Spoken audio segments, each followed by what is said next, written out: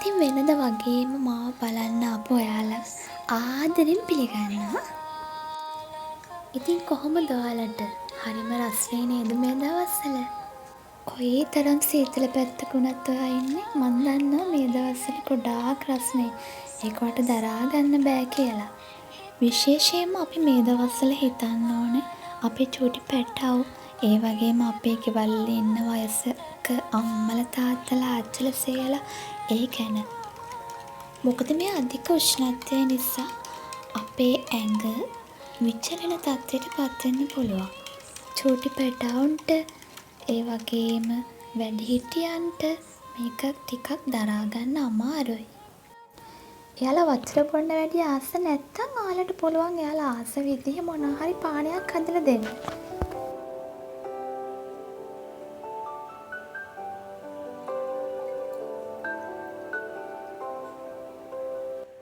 මේ බලන්නක මේ මොනවද තියෙන්නේ කියලා. බැසිල් සීඩ්ස්.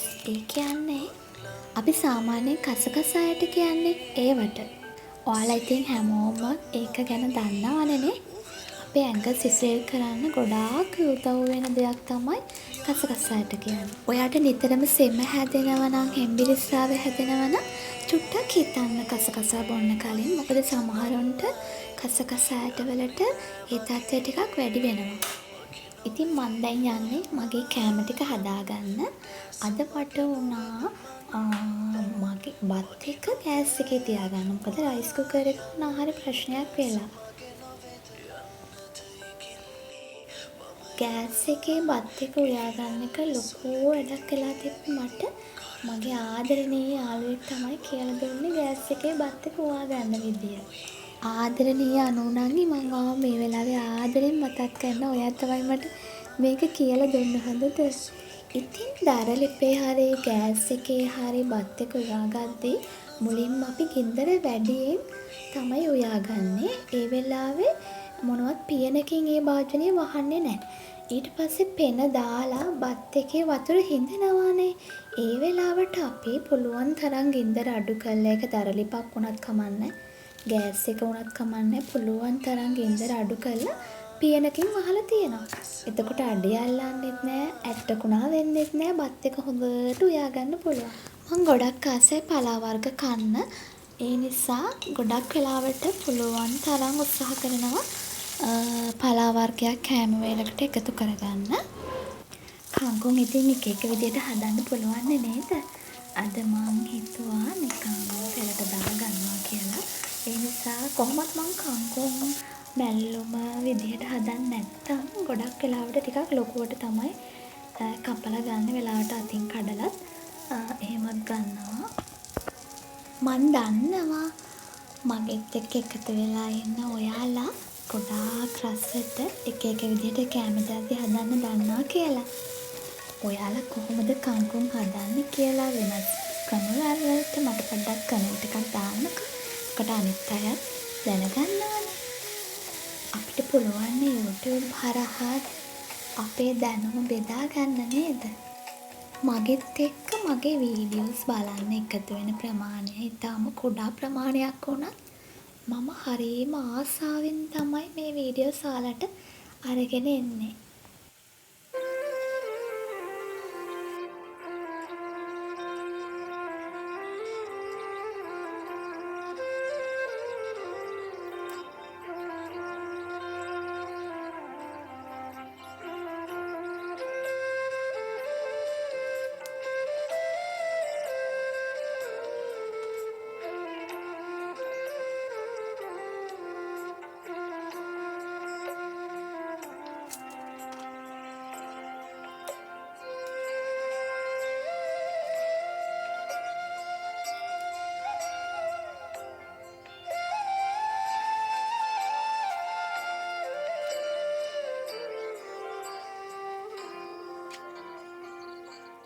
බලන්නකො මගේ නිවිති ගහට වෙලා තියෙන දේ අනේ.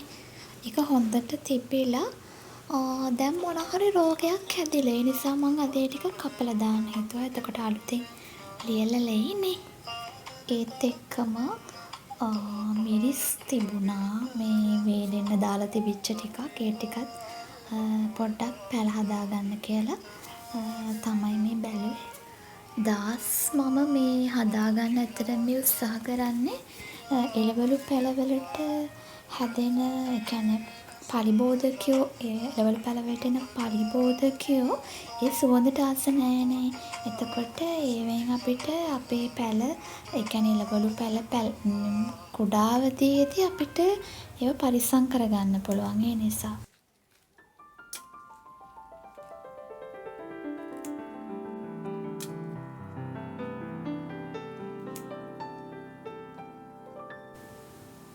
ඔයාලට පුළුවන් මම මේ දානවා වගේ ඔයාලා තේ හදන්න පාවිච්චි කරන තේකොළ ටික විසික් කරන්නේ නැතුව මේ වගේ එළවලු පැළවලට එතකොට මල් පැළවලට එහෙම දාගන්න.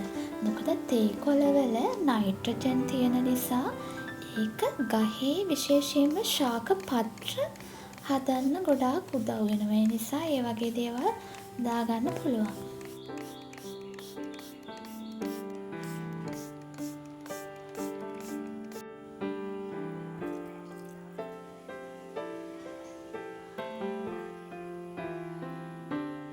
මේකත් මම විශේෂයෙන්ම ඔයාලට කියන්න ඕන කියලා හිතුණා.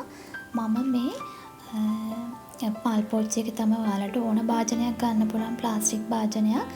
හැබැයි යටින් කුඩාවට සිදුරු කරගෙන තියාගන්න ඕනේ.